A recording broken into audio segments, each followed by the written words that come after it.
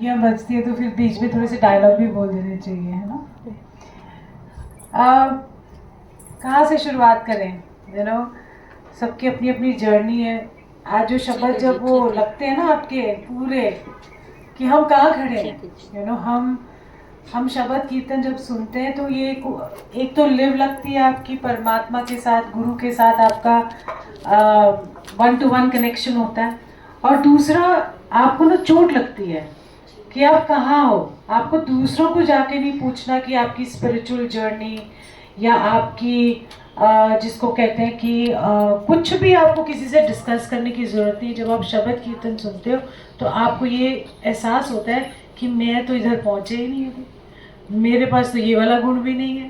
तो हमने वो सीखना है, और जब हम सीखेंगे तो ही हम गुरुजी से कहते हैं पक्का जुड़ते हैं। और जब ये शब्द सुना था मैंने, पहले सोचते ना 1-1 घंटे की व्याख्या होती है, पर हम तो जो कहते हैं ना, गुरुजी ने हमको इतना रमा दिया है इन द सेंस कि हमें अब ऐसा लगता है कि जो 1 घंटा भी है ना, वो ऐसे लगता है कि 10 मिनट में ओवर हो जाता है। कैसे? क्योंकि आप उस शब्द में इतने डूब जाते हो, आप सीखते हो। सबसे बड़ी चीज़ जो है वो सीखना है।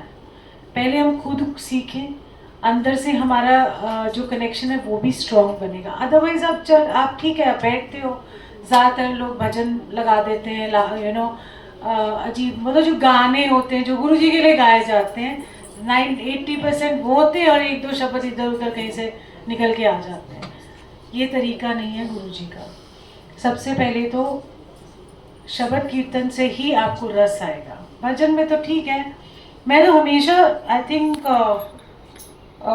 जब से ऐसे मतलब नमन हेलो हाय कर दो, सलाम कर दो गुरुजी को।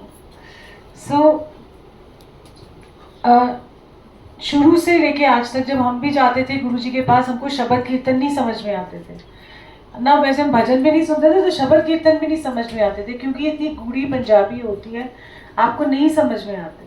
बट कोई साउथ से आता था, कोई हिमाचल से, कोई नॉर्थ ईस्ट से, कहीं ना कहीं से, उनको सबको थोड़ी ना पंजाबी आती है। तो क्या उनके अकॉर्डिंगली गुरुजी ने मणिपुरी भजन लगाए?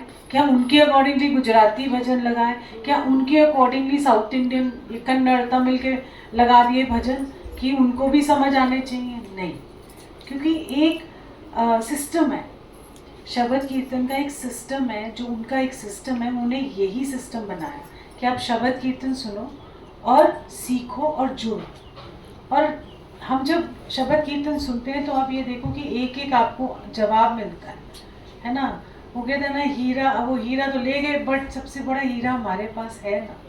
तो अगर हमारे के ना, जैसे अगर हमारे बड़े बड़े हमारे पास डायमंड ना भी हो, तो एक बात बताओ, गुरु अंग संग रह के आपके अंदर विराज जाता है ना, वो वैसे ही इंसान चमकता है, उसको हीरो की ज़रूरत ही नहीं पड़ती। तो इसीलिए इसी को कहते हैं ना कि किसी के नाक में हीरा, किसी के कान में हीरा, पर मेरा तो यार ही हीरा है। मुझे दिखा के नहीं चलना है, या मुझे बड़े बड़े लॉकेट पहन के नहीं चलने कि ये मेरा है, देखो मेरे गुरुजी, नहीं। क्योंकि जब आप, मेरा ही फोन बज रहा है, सॉरी,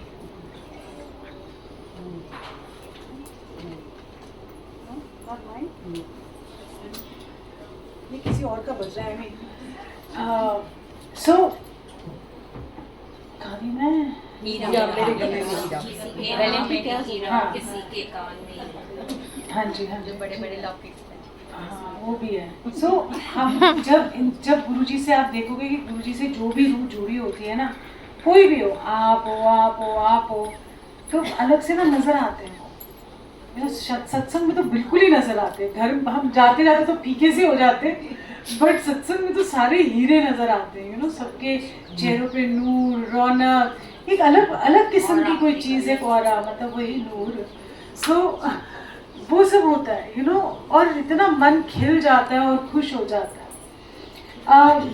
इसी तरीके से जब हम शब्द चलाते हैं, ज़्यादातर मैंने देखा है कि कोई ना प्लेलिस्ट, मुझे कोई ऐसे कहता है हमने एक प्लेलिस्ट बनाई है, अच्छी है देखो, पहले तो मैं सारे माइनस ही हो जाते हैं। मैंने कहा ये क्या है, ये क्या लगा रहे हो आप? ठीक है, लास्ट में एक आप लगा दो, थैंक यू लगा दो, या एक आपको शुक्राना लगाना है वो लगा दो, बट जो मूल चीज़ है, क्यों रस आता है हमको, हम सब तो क्या, आई थिंक 2007 से लेके अभी तक हम उसी रस में डूबे। और हम चाहते हैं कि सारे उस रस में डूबे जो रस हमें मिल रहा है। तो ये भी उनकी देन है हमारे अंदर। वो जो रस है, वो जो हम भाग रहे हैं ना रस के पीछे,